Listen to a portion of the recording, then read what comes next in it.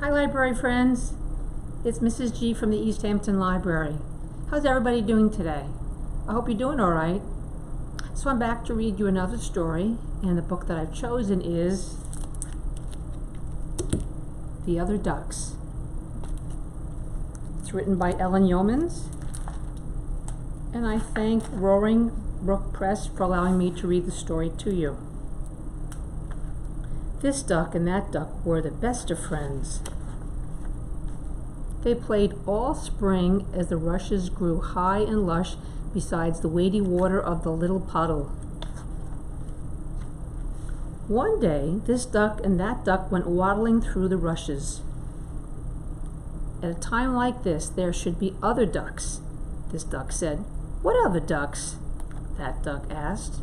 Well, like us, only not us, this duck answered. If there were other ducks, we would waddle in a line. Aren't we in a line? After all, I go where you go, that duck said. This duck stopped. Two is not a line, two is a follow. A line is better, a line is more ducky. We need other ducks for that. Right now we're just a couple of ducks out for a waddle. They continued waddling in a not quite line until they came to a big puddle full of cool, clear, wallow water. This duck splished and splashed. She dipped and she dunked. I'm swimming, she called. How do you know? That duck asked. Well, it just feels like swimming, this duck answered. That duck dipped his webbed foot into the big puddle and pulled it right back out. And what exactly is swimming? That duck asked. This, said this duck. It's like waddling, but in the water. I don't think my feet are touching bottom. Not touching? Oh dear. That duck fretted. This duck looked down to check and saw another duck looking up at her. Come on in, this duck called to that duck. There's a wonderful surprise in here. Is it safe? That's an awfully big puddle. That duck was worried, but finally Flip-Flap followed. He paddled and then looked down to see if his feet were touching the bottom and saw another duck looking up at him. Are these... That duck began. The other ducks? This duck finished. As summer warmed and the world around them, the other ducks swam whenever and wherever this duck and that duck swam. They dipped and they dunked at the same time, too. If only the other ducks weren't always upside down. And though this duck and that duck tried, they could never get the other ducks behind them so they could all swim in a line. They never waddled in a line either, because the other ducks never got out of the big puddle. It was nice to have them around, but it was not as ducky as it might have been. And then one windy, rainy day, the other ducks disappeared. This duck and that duck called and called for them. They swam through the choppy water to the far side of the big puddle, but they didn't find them. The next day was sunny and bright, and the other ducks were back. Soon autumn claimed the world all around them. More and more days were windy, rainy, and cold. The other ducks were not there as often. One day, this duck said, I think they've left us. Is that them? That duck asked. Bug? Said this duck. Is that them? That duck asked. Falling leaves? This duck said she was beginning to wonder if that duck had learned anything all summer.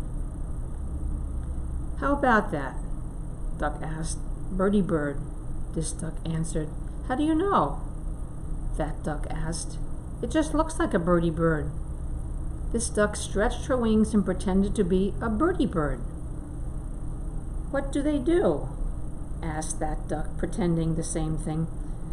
They fly high and they fly far, this duck said. And then this duck ran and hopped and flew. Look, my feet aren't touching. Be a birdie bird too, this duck called down. And though that duck wasn't at all sure he wanted to be one, he ran and he hopped and he flew. This duck and that duck flew around the big puddle. They searched for the other ducks, but they did not see them. Still, the flying was fun. One day, this duck did not want to play with that duck. She was restless. "My feathers itch," she said.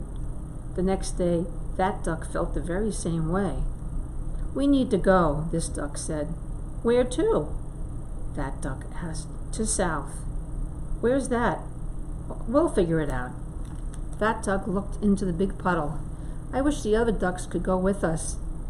"Maybe the other ducks are already there," this duck said. "Let's fly instead of waddle." "Because we don't quite make a line?" that duck asked. "Yes, and because I think we need to get to south faster." This duck said, "Look, so many birdie birds. Let's follow them to south." This duck and that duck took to the air right behind the birdie birds. When they caught up, they found that the other birdie birds were other ducks. This duck and that duck joined a line. A line! "Like us, only not us," this duck called to that duck, and all together they flew to south. Winter settled itself over the big puddle and the little puddle, but there weren't any ducks to see it or feel it or hear how very quiet it was. When spring arrived, this duck and that duck flew home. This time, as the rushes grew tall and lush behind the little puddle, a lively line formed behind them. This duck led the way to the big puddle. "Keep the line, everyone," she said. "Why are they so small?" that duck asked. "Well, it's the way everything starts," this duck answered. "How do you know?" that duck asked. "I pay attention," this duck said.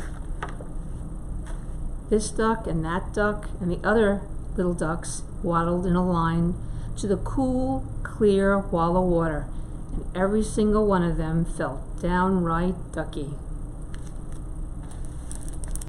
And that's the story of the other ducks. I hope you enjoyed it as much as I enjoyed reading it to you. I look forward to seeing you again next time. Okay, everybody? Stay well. Bye-bye.